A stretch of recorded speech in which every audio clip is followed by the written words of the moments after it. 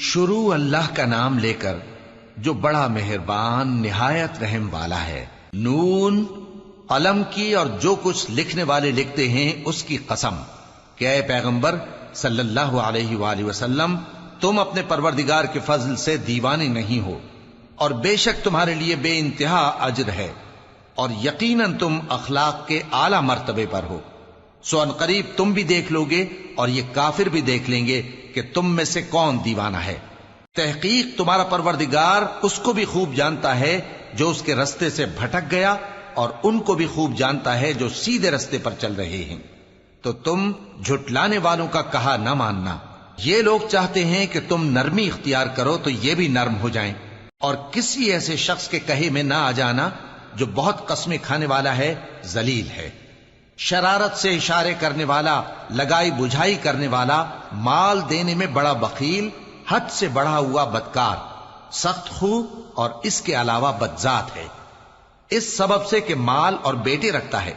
جب اس کو ہماری آیتیں پڑھ کر سنائی جاتی ہیں تو کہتا ہے کہ یہ اگلے لوگوں کے افسانے ہیں، ہم ان قریب اس کی اونچی ناک پر داغ لگائیں گے۔ ہم نے ان لوگوں کی اسی طرح آزمائش کی ہے جس طرح باغ والوں کی آزمائش کی تھی، جب انہوں نے قسمیں کھا کھا کر کہا کہ صبح ہوتے ہوتے ہم اس کا میوہ توڑ لیں گے، اور انشاءاللہ نہ کہا۔ سو وہ ابھی سو ہی رہے تھے کہ تمہارے پروردگار کی طرف سے راتوں رات اس پر ایک آفت پھر گئی، تو وہ ایسا ہو گیا جیسے کٹی ہوئی کھیتی۔ پھر جب صبح ہوئی تو وہ لوگ ایک دوسرے کو پکارنے لگے کہ اگر تم کو کاٹنا ہے تو اپنی کھیتی پر سویرے ہی جا پہنچو۔ سو وہ چل پڑے اور آپس میں چپ کے کہتے جاتے تھے کہ آج وہاں تمہارے پاس کوئی فقیر نہ آنے پائے، اور کوشش کے ساتھ سویرے ہی جا پہنچے، گویا پیداوار پر قادر ہیں۔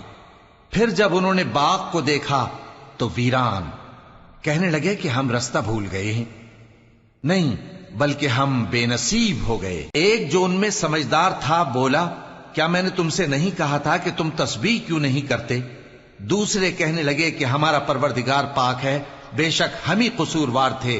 پھر لگے ایک دوسرے کی طرف رخ کر کے ملامت کرنے، کہنے لگے ہائے شامت، ہم ہی حد سے بڑھ گئے تھے، امید ہے کہ ہمارا پروردگار اس کے بدلے میں ہمیں اس سے بہتر باغ عنایت کرے، ہم اپنے پروردگار کی طرف رجوع کرتے ہیں۔ دیکھو عذاب یوں ہوتا ہے، اور آخرت کا عذاب سب سے بڑھ کر ہوگا، کاش یہ لوگ جانتے ہوتے۔